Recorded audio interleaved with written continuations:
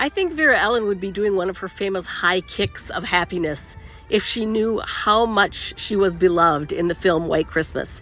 And I'm so grateful that she made that film, because had she not, I'm not sure as many people would remember her. And what a shame that would be.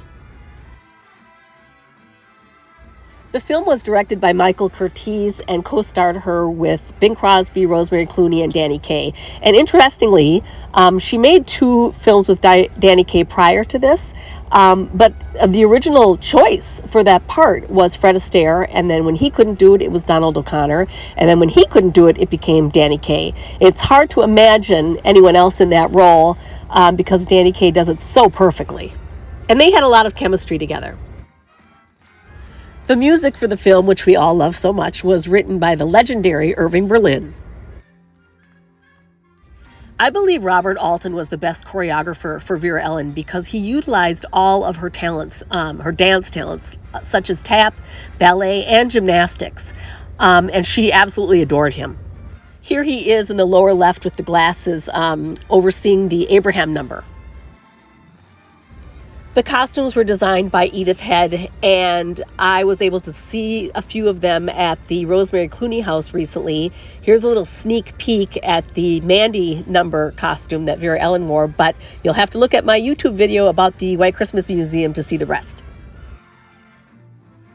Here's a little fashion show. This is the outfit Vera-Ellen wore when they were trying to keep General Waverly from watching the television show. This, of course, is the gorgeous light blue gown from the Sisters number. The stunning costume from the Choreography number. The very short costume that shows off her amazing legs from my favorite number, Abraham. One of her sets of jammies from the film. I don't know about you, but when I see her wearing this costume, I think of the words, absolutely necessary. This is another one of my favorites, which can be seen in that other White Christmas video I made. It's the one that she wears at the cast party. This outfit she wears when they're coming off the train, and is notable because she's wearing it when she sings on screen with her own voice, the only time in the film that she does that. In the film, she's more sedate while wearing this costume, but it's the one worn at the end. And of course, the Mandy costume, I don't know how it survived with everything that she did in that dance number, but it's in great shape. This costume is barely seen, but it is in the background when it shows her rehearsing.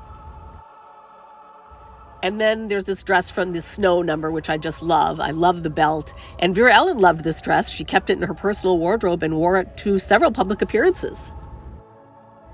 As I mentioned, Vera-Ellen had worked with Danny Kaye before, but working with Bing Crosby was a new experience for her, and she was quite starstruck.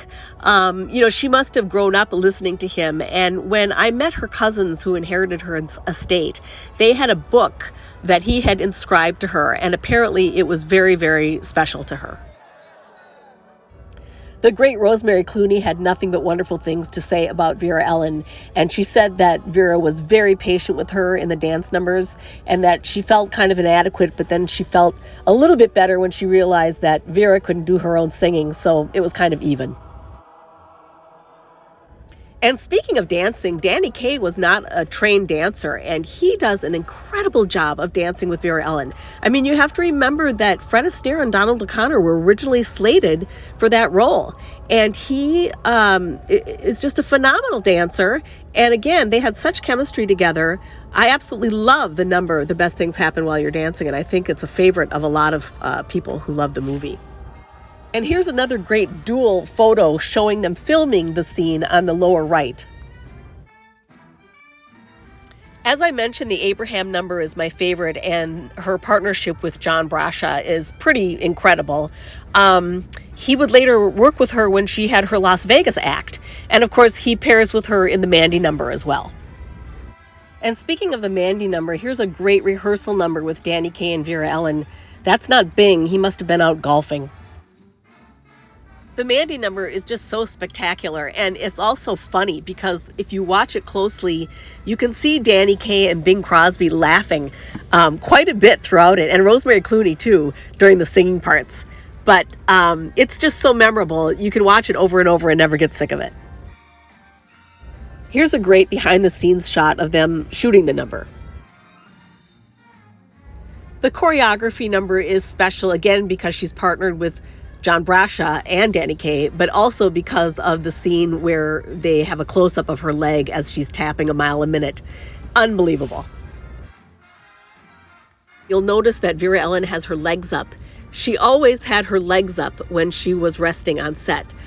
She felt that it helped the circulation and was an overall healthy thing to do. During the filming, there was a visit on set by the King and Queen of Greece, and you'll notice that Bing Crosby isn't there. He skipped out to go play golf. Some of the most beautiful portraits of Vera-Ellen that were ever taken of her were taken for this film, and I'm just going to show a few of them to you here.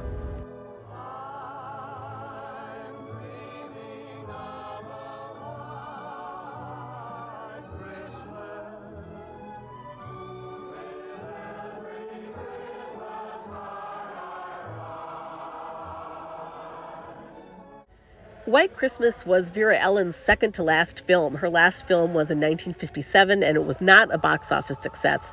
And I'm sure she would be thrilled to know that this film, which is arguably her personal best, is still beloved by people and is being enjoyed by new generations every year.